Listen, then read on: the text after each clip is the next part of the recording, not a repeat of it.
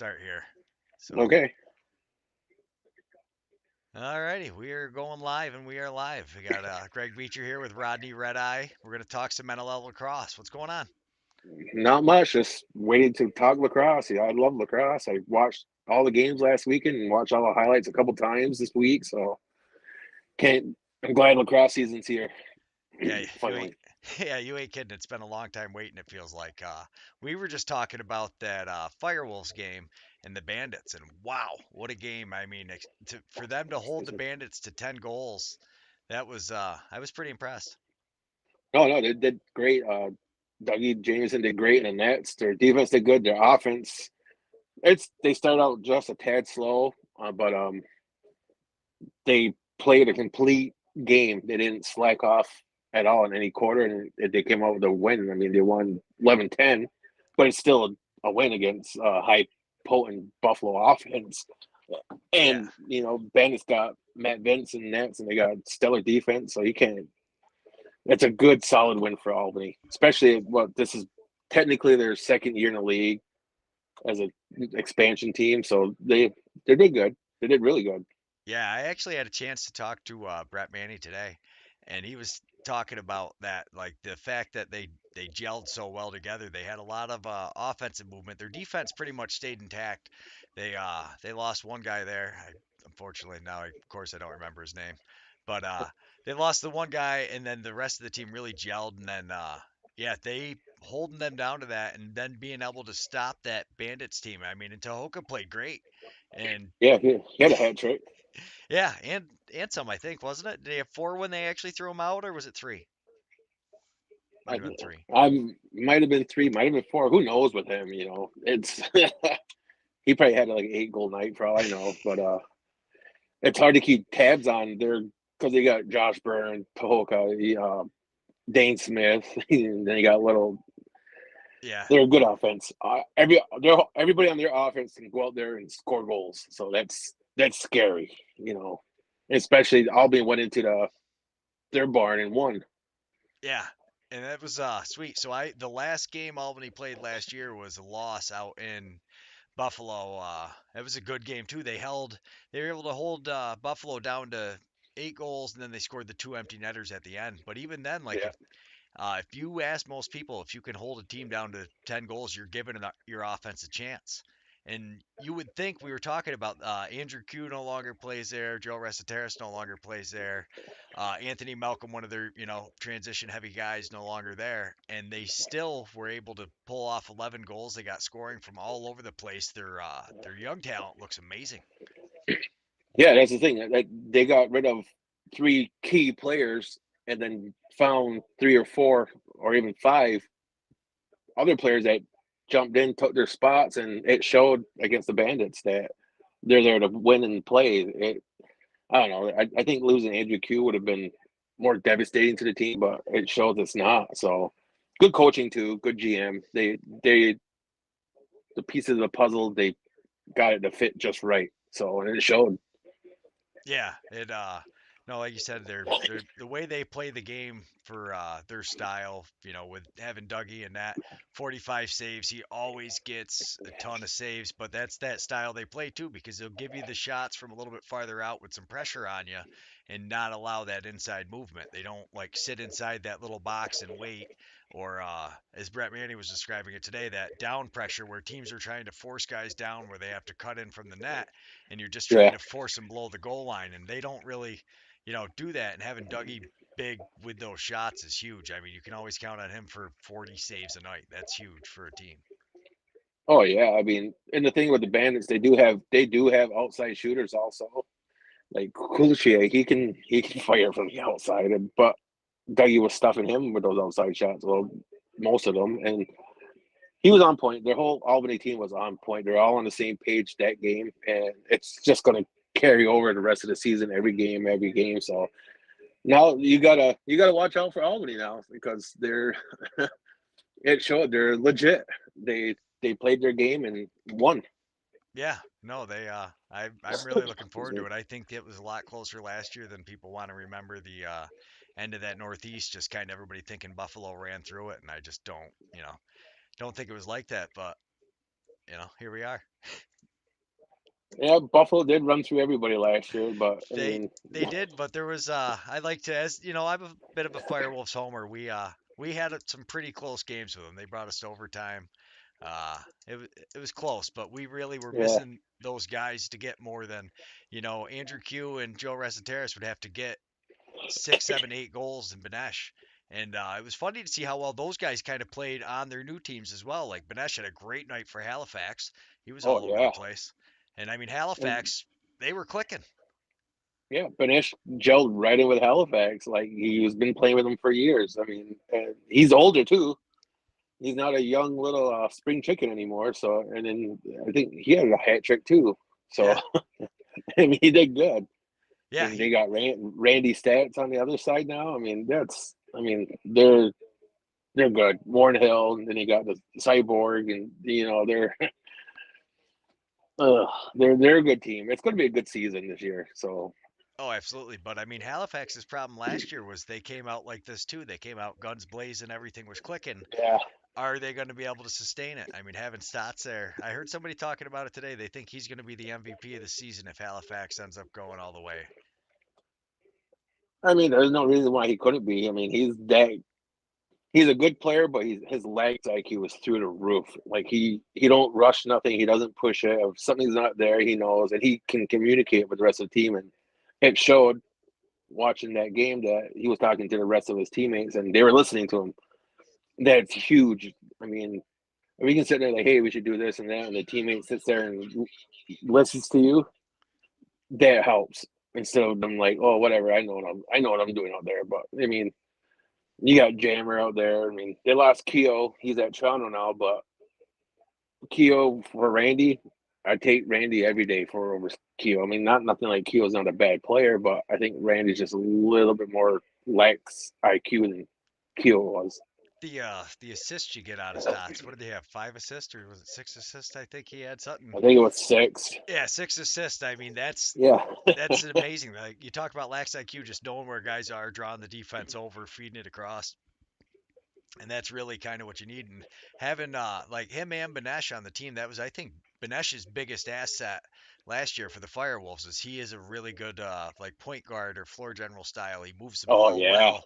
I mean that's Yes. his like biggest asset I think. And to see having both of those guys on that team, that offense is going to be so potent. There's so many pieces like you said. They didn't even I mean what was it Boots Bushi played last weekend, right? It was Oh, Bushi had a game too. yeah, Yeah. that's what I mean. Bushi played. Shanks was the old, yeah, and it's going to be very interesting to see what happens when he comes back too. I think they're clicking, and Warren Hill played, great too. I mean, look at the Wings; they have a huge offense. Blaze had 5 goals.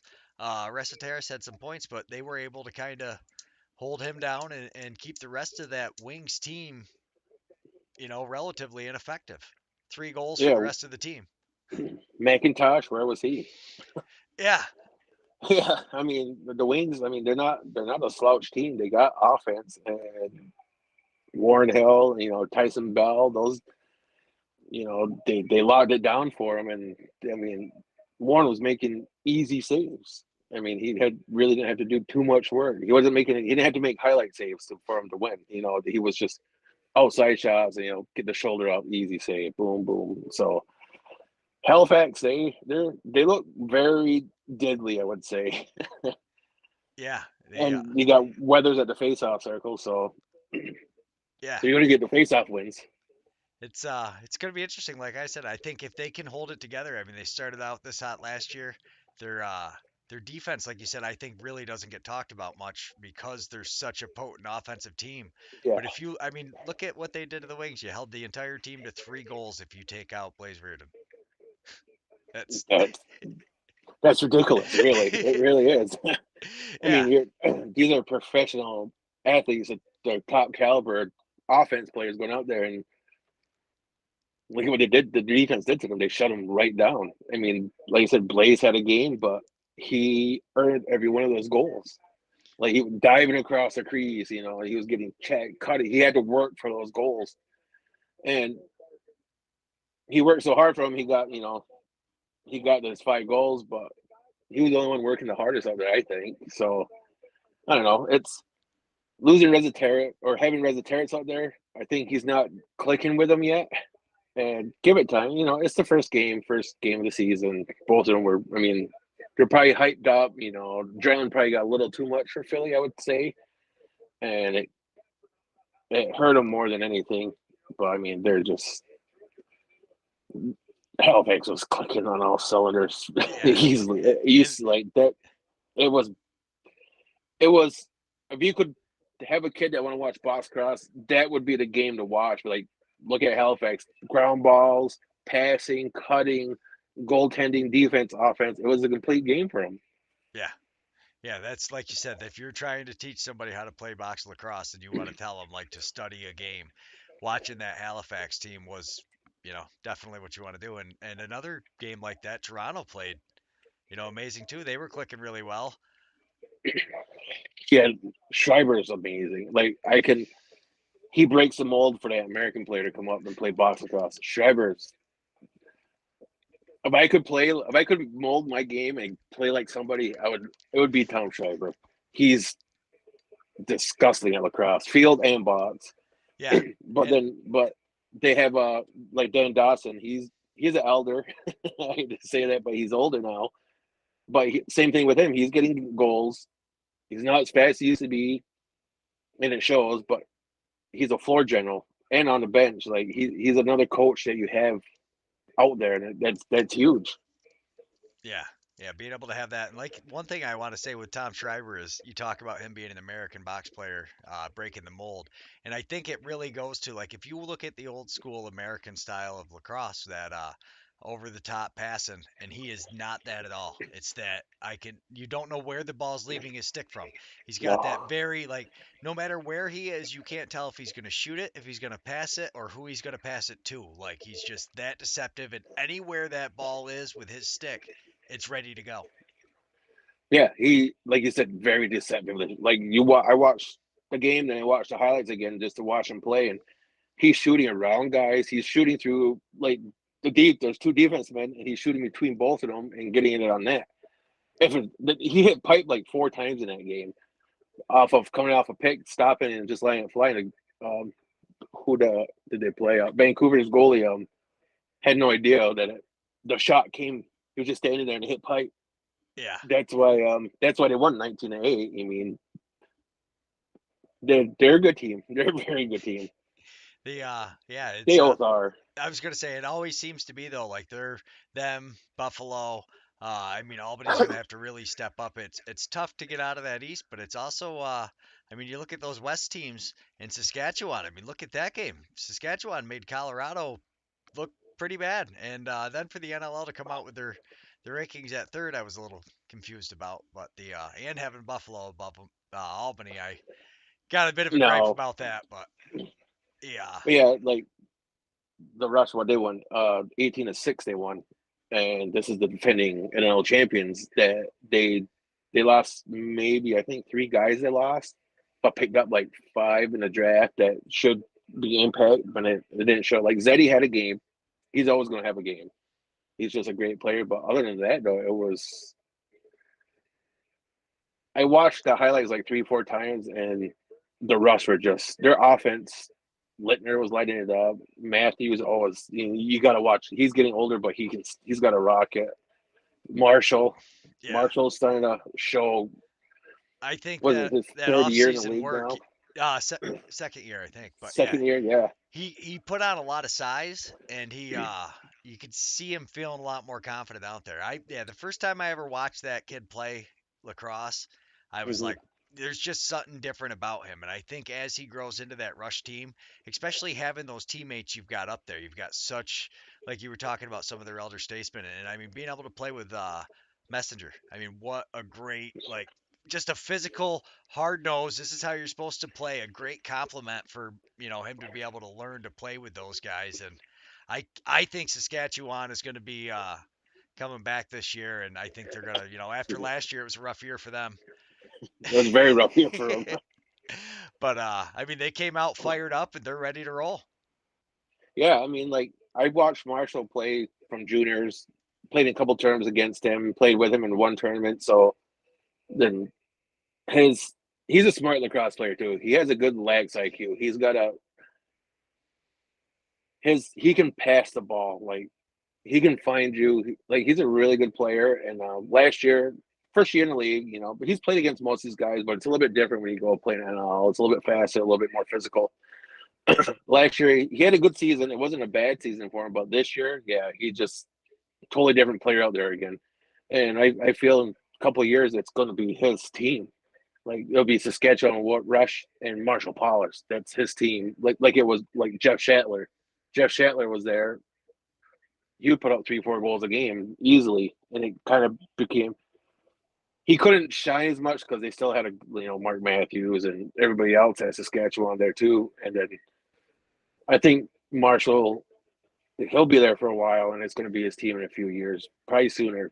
I say 2 years. It's going to be Marshall Paul's Rush team. So Yeah, I think the way that team is built, just watching them play that game, it's very unselfish ball. Everybody's looking for other people. They are really reading, like you said, the IQ. They know where each other is. The ball's not in their stick very long at all. It's snapping around, yeah, and boom. What'll be interesting though is to see really was it just the Mammoth had a and same with the Vancouver game and with the Wings were those teams playing that bad or are the Rush, the Rock, and Halifax really just that good this year? that's the thing. Like Colorado had Dylan Ward, and that he's a great goalie, and they're just picking him apart. And then with Vancouver, oh, who was Penny? Is their goalie? I believe it was, I yeah. can't remember. Yeah, he's a seasoned vet, so it's not like he's a bad goalie, but they're just lighting him up too. Like Toronto, I don't know. And then it's I don't know. Like in the Wings, who do they have as their goalie? I can't remember his name. He's not a bad goalie either, but well, they switched goalies They yeah, I was too gonna say because they switched yeah, goalies and they actually and then like they put him back in, wasn't it? The Wings game they put yeah, him back in yeah. and he definitely the Wings game was they had a couple of moments, but yeah, that was just all around. And then the Ooh, Vancouver Toronto game, they switched their goalies out 3 times. That's bad. You don't ever want to see that. That you want to switch your goalie once and then maybe get like starter a rest and put it back out there. But no, they kept that rookie goalie in, and I felt bad for that rookie goalie because you got these guys shooting on him, and you got Zach Mans. yeah, He's good. He's got a shot, and there's just they let him up, then they're like, oh, they pulled him, put the starter back in, and got yeah. lit up some more. Then pulled him, put the back. I was like, holy, Eh, Well, that that's the was thing bad. is they and you feel bad for the goalie, but I mean, he was not getting a ton of help. They were just all over the. It's not like they were getting bad shots either. They were like breakaway shots. It was guys all by themselves, odd man rushes. Yeah, Vancouver, I think, a little young in a few spots. Hopefully they'll. That was a fast game too, though. For I don't know, it just seemed like they weren't uh they firing. weren't clicking at all. Yeah, Not at all. like It just was missed kind of passes, missing the sticks. It just was like a I don't know if it was nerves from the season or but they also didn't get to play a preseason game either. no. They didn't play preseason. I think they only had 1 week in a training camp. So they're not all on the same page, and it showed in that game big time. They're like there was it was chaotic for them. Like they would get the ball in the offensive zone and only have it down there for like 5, 10 seconds, and they were losing it or doing shooting, taking a bad shot, and it was very chaotic for the Vancouver offense. It looked bad for them, and Yeah, their defense played good, but you can tell the defense wasn't on the same page either. I mean, there's a lot of guys open in the middle. Guy was getting a shot like 5 yards out in front of their Vancouver goalie, and you can't save everyone. And if you're getting 5 shots on a goalie right there, you're going to score two at least. yeah, yeah. It's I mean, like you said, you can only do so much, and that pass Yeah, across out of the back pipe, like when teams are making that, it's so hard for the goalie that side to side movement. That's something Toronto and like you said, the teams that really were that played that well, it was just fast ball movement, that east to west, get the goalie stepping. everybody's too good now to really. I mean, you beat some of these guys from time to time, reaching out with the angle shots and the dunks, but most of the time, like you said, you've got to beat them with a pass to get it in there. Yeah, the same thing with the Buffalo Albany game. That was the offense got settled in, and they're passing, moving. Everybody was moving, setting picks, cutting this, and that. So, and it showed that both those offense, Buffalo's and Albany's offenses were clicking, and that's why it was. I mean, it was only 11-10. It's not a high scoring game, but for what the defense, both of them were playing, and the goalies were playing, that was a solid game. That was a really good game. Yeah, I mean, like I said, I'm a little biased. I always cheer for Albany, so it was definitely my game of the week. And especially, like I said, I love watching their big guys get down the floor a little bit. I actually my favorite is when you see John LaFontaine run down and set a pick. Like there's just nothing like he just loves. He comes down, he's just gonna blast somebody, and boom. he gets somebody open. Yeah, and that's the thing. And if that doesn't happen, if the guy like, shies away from the pick or is expecting it, then he's a threat himself. He can score. It's not like he's Yep. just a bully down there trying to No. yeah, he gets a few. He does might not have a lot of goals for the year, but he always gets a few. You can count on him to get a handful of goals a year. Yeah. See, I'm not.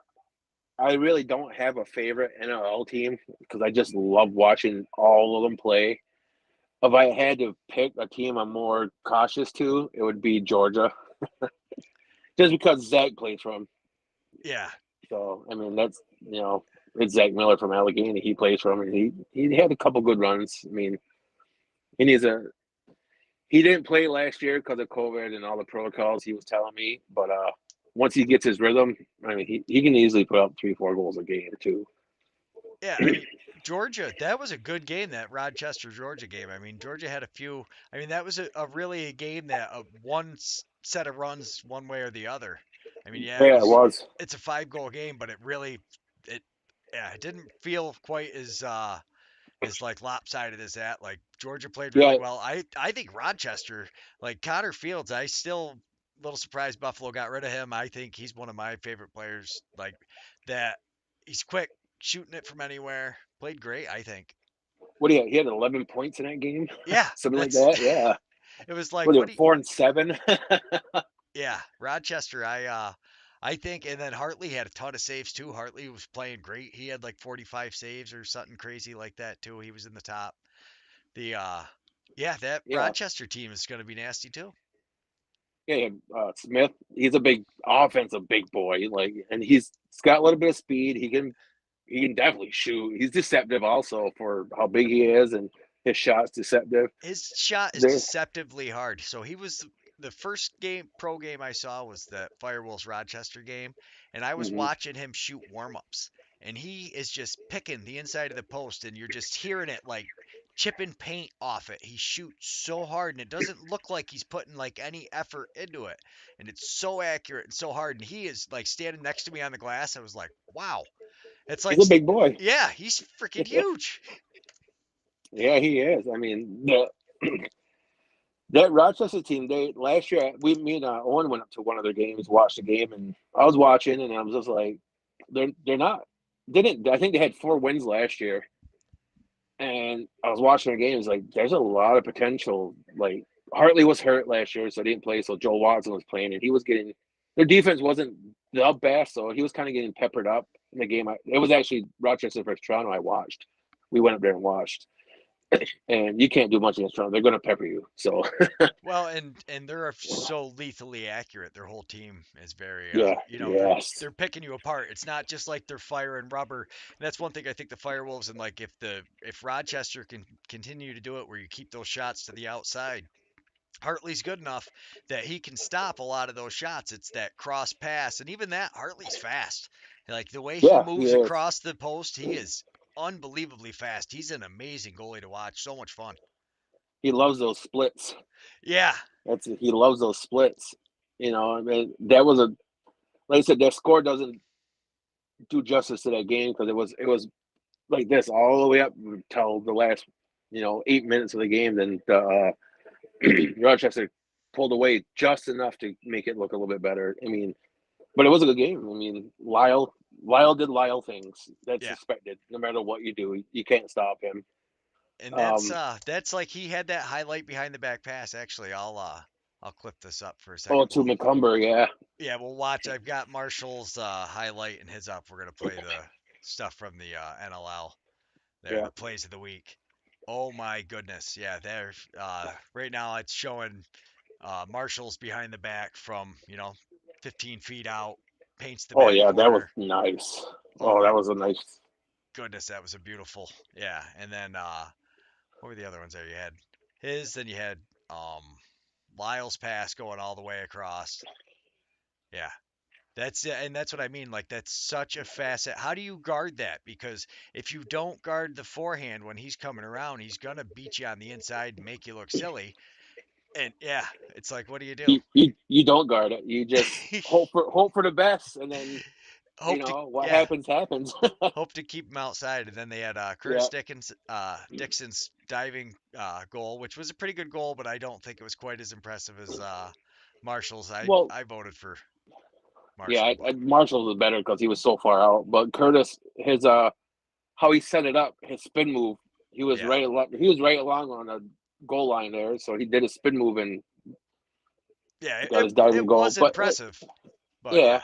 And then Jeff T, another behind the back. I think that's a huge thing is if you've got those guys consistently up and down your team that can make those kind of plays and not make you look silly by just throwing the ball away because you only do that once and then you're like, coach is yeah, yelling at you when you do it, unless you've got the history of throwing them time and time again. And it's really I think the hardest part for me to like if I'm coaching kids teaching defense is trying to adjust to that style of that ball can leave from anywhere. Because like if I can force you to your weak side and keep you off onto the outside wall, I'm feeling pretty comfortable.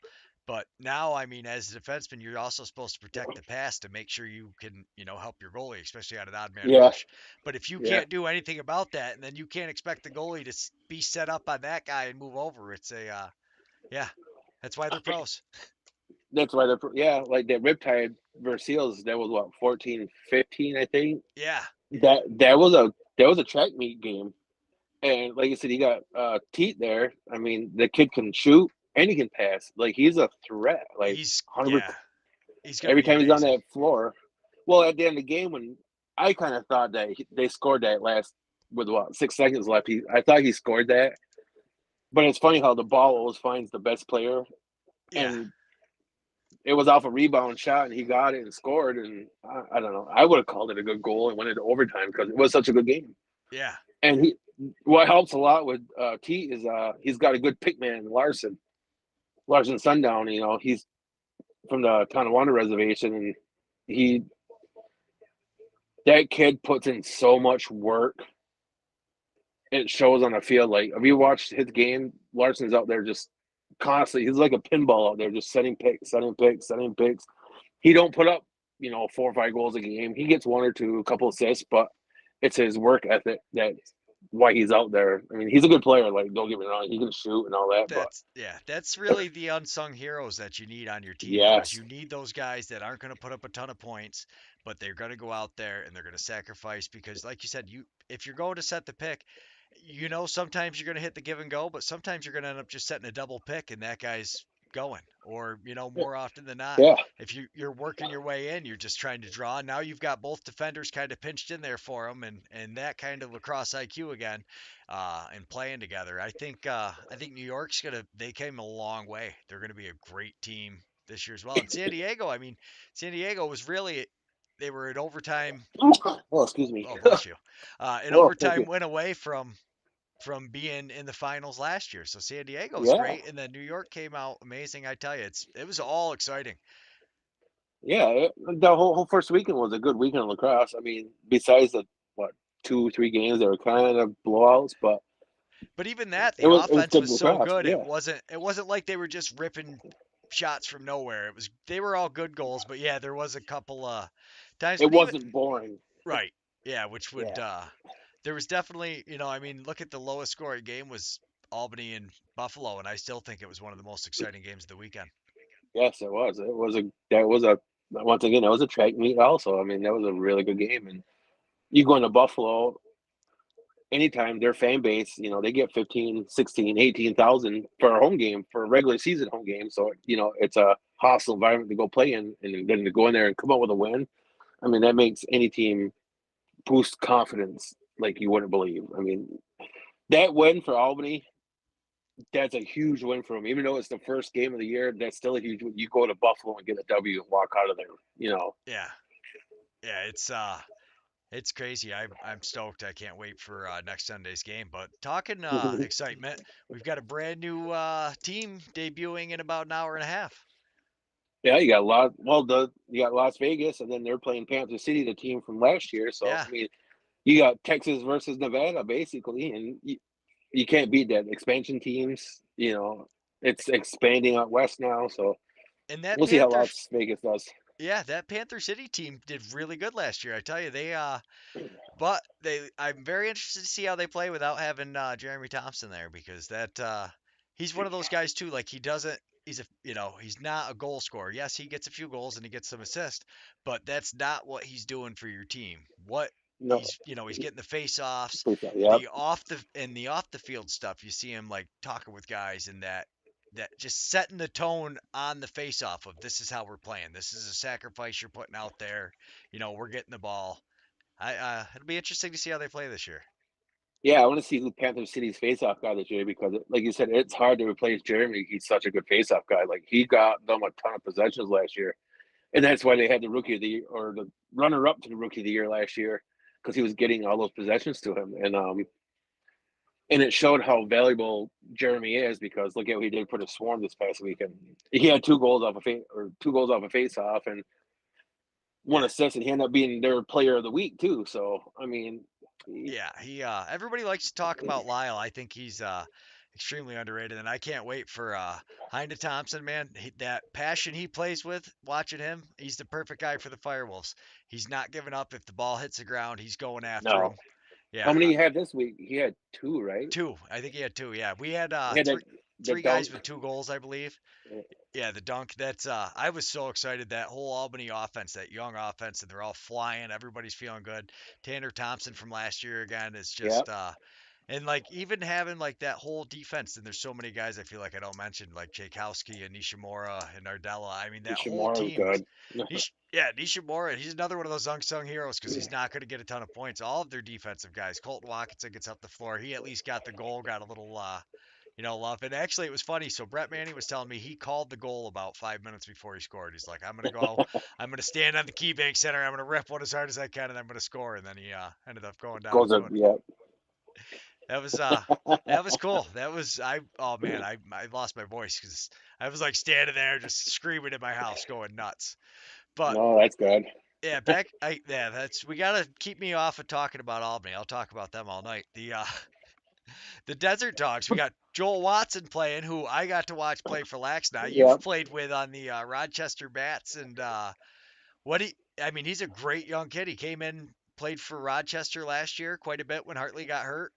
yeah. Oh, he ended up finishing the whole season with Roger, which made him better too. So that's why the Desert Dogs picked him up because they see he's an excellent goalie. He knows his angles very well, and I'm excited to watch his game tonight and see how he does. Then you got Turner out there, another good D guy. He won a championship last year with Colorado, and he got picked up by the Desert Dogs. So um, it's gonna be a good game because, like I said, the Desert Dogs they're not they're an expansion team, but they got a lot of um, experience they picked up with them. So where Panther Cities, they're coming in their second year, they got the experience now. So it's gonna it's gonna be a good game. I don't think it's gonna be like a one-sided, lopsided game.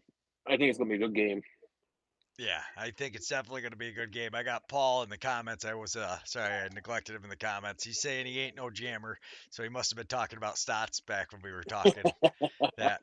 But no, I definitely think it's going to be a good game. I think it's going to be interesting to see if like what kind of systems they like put in place. Like what is their team identity going to be? I mean, I don't know much about their coach there, but Um, it's Sean Williams is yep, the Las Vegas Desert Dogs, and I I I met Sean a few times. I watched him play growing up and all that at Rochester and in Buffalo.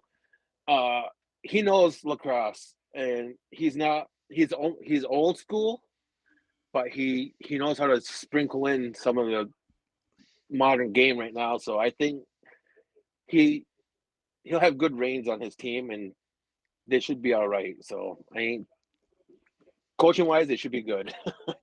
Yeah, but I mean, it's interesting to see like what kind of, what is the team identity going to be? Are we going to be a high pressure team? Are we going to be, we're going to get Yeah, our offensive sets? We're going to try the transition goals. I mean, having Turner back there, you've got some big guys back on defense. You could just build yeah. your whole identity around that. And we're going to knock down possessions and try to, yeah, I love, yeah, that's what I love about watching these games. You watch it and you see the strategies play out, and here we go. Like I said, an hour and a half, we'll find out. Yeah, yeah, I can't wait. Well, I was gonna try to keep this to a half hour so we get everybody to watch it. It's been 35 minutes, Yeah, so I think we did kind of close this week. But what else? not There's too only bad. 3 games this weekend, correct? There's four games this weekend. Or 4 games. So tonight is Las Vegas and Panther City, and then the Russian Seals play tonight. Yeah, that's what I was. Yeah, How did I forget that game? So that I cannot wait for that game. I am so excited. Yeah, I can't even believe I yeah, forgot to. Yeah, so that game is going to be. This is what I mean is we're really going to get to see, is Saskatchewan really turning it around this year, or was Colorado just had a terrible night and Saskatchewan is, let's, and San Diego came off a different style game, so they're already firing on all cylinders, and yes, that's a big, like energy win for the team. Like that's a, it's a track meet. You want it right down to the yeah. end. The emotion that you get off of that, yeah, that should And the be a, Seals, like the Seals offense is, you got Matisse now, he's there. yeah, You got Dobie, Dixon, Austin's I think hurt, but he might play, I guess. I don't know. Then you got uh the Seals are a good team. Rush are a good team. So we'll find out tonight at 10:30 when they play. See if it was just a fluke for the Rush or the Seals legit, or it's going to be a good game. yeah. And then tomorrow night we've got the Toronto Rock playing the Rochester Nighthawks. Who are you Yep. thinking? What do you, if you had to pick like one of these games of the weekend as to be your game of the weekend? See, this is where I was stuck too because like I really want to see if Rochester how they do against Toronto, but Yeah. also seeing that Saskatchewan rush offense and see how like that San Diego that could just be. I feel like that game could end up 30 to like 31. So if I had to pick a game, it would be the Rush and Seals game because that's I think that's going to be the best game of the weekend. The Toronto Rock and Rochester game. I was actually we were kind of thinking about going to that game because it's only 2 hours from my house. So, and we have uh, the team that own plays for Rogue. They have the party section for tomorrow night's game, and we were going to go up there, but I don't feel like driving, so we're not going to go. But I mean, I think this Russian Seals game might be the game of the weekend. Yeah, I would say that was probably my pick. And then you've Yeah, got Vancouver playing Calgary. Calgary didn't play yeah, last week, so nope, they're coming in, and this is a chance for us to see, is was Vancouver just because they haven't had a chance to play together? I mean, they've got some young pieces up front, so is it really just they needed a couple weeks to gel together and they start to come back, or are we going to see them get smacked around again? that's hard to say. I'm not gonna. I mean, Keegan Ball's good. I mean, you got Chase Scanlon out there with Vancouver now. Uh, I don't know. I hate to say this, but I think they're gonna get spanked around. I think it's going to take them a few weeks, couple games to find their identity. So, but I could be wrong. I don't know. It's Well, lacrosse. You never know what happens. no, and that's what's interesting though. So because they play, uh, and then they play each other again, so they're back to Yep, back. So that's back to back. why that's what's kind of got me wondering is because yeah, so they're the December 10th at what is that, 9:30 Eastern, and then at 10 o'clock next Friday, they're the Friday game.